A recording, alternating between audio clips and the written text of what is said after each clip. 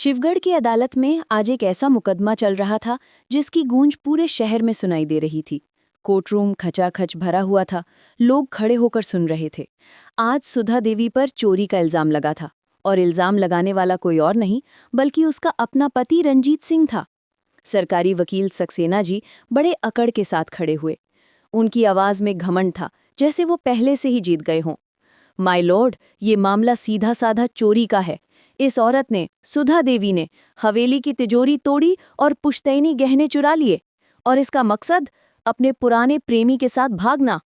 उन्होंने एक पुराना खत हवा में लहराया। ये साजिश आज की नहीं, 10 साल पुरानी है। ये औरत चरित्रहीन है माय लॉर्ड। पूरे कोर्टरूम में सन्नाटा छा गया। सभी की नजरें सुधा देवी पर टिक गई। वो शांत बैठी थी, लेकिन उसकी आंखों में एक अजीब सा तेज था। जज साहब ने पूछा, सुधा देवी, ये खत आपका है? सुधा ने धीरे से सिर उठाया। उसकी आवाज में कोई डर नहीं था। हाँ, ये खत मेरा है। कोर्टरूम में फिर से हलचल मच गई, लेकिन सुधा ने अपनी बात जारी रखी। लेकिन आप एक रात की गलती को सबूत मान रहे हैं और मेरे 10 साल के तब को भूल गए। हाँ, मैं भागना चाहती थी, क्योंकि मैं डरी हुई थी। एक अजनबी के साथ जीवन बिताने से घबरा रही थी। लेकिन मैं भागी नहीं, मैं रुकी।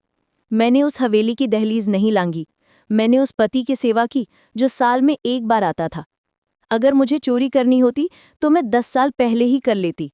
मैं आज यहाँ गहनों के लिए नहीं, अपने आत्मसम्मान के लिए खड़ी हूँ। सक्सेना जी का चेहरा लाल हो गया। आत्मसम्मान? एक ऐसी औरत का जो अपने पति के जिंदा रहते खुद को विधवा कहती है? रंजीत सिंह भी खड़ा हो गया। बिल्कुल, मैं देवता नहीं हूं, पर मैंने इसे हमेशा इज्जत दी। इसे रोटी दी, कपड़ा दिया, छत दी। तभी सुधा के वकील केशव जी खड़े हुए। उनकी आंखों में एक अजीब सी चमक थी। मेरे काबिल दोस्त ने चरित्र की बहुत बातें कर ली। अब जरा उस पति के चरित्र की भी बात हो जाए जो खुद को पीड़ित बता रहे हैं। उन्होंने रंजीत की तरफ देखा। तो फिर कोठी नंबर 12 सिविल लाइंस कानपुर में कौन रहता है? रंजीत का चेहरा एकदम सफेद हो गया। उसके हाथ कांपने लगे। केशव जी ने मुस्कुराते हुए कहा, पुकारिए श्रीमती नलिनी सिंह। कोर्टरूम का दरवाजा खुला और एक औरत अंदर आई। उसके साथ एक छोटा बच्चा था। रंजीत की आंखें फटी की फटी रह गईं।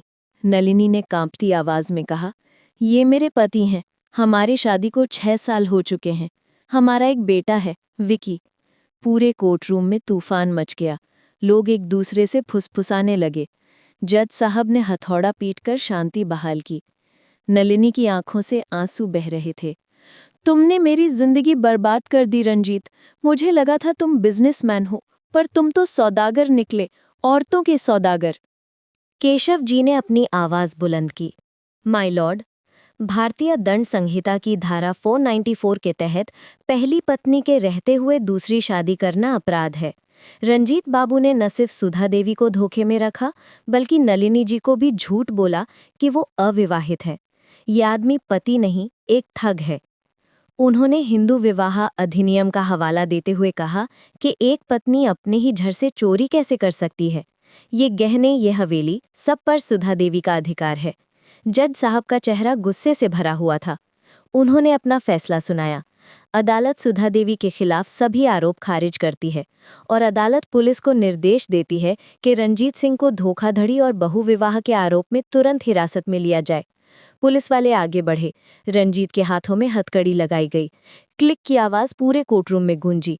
वो आदमी जो कुछ देर पहले अकड़ रहा था, अब सिर झुकाए खड़ा था।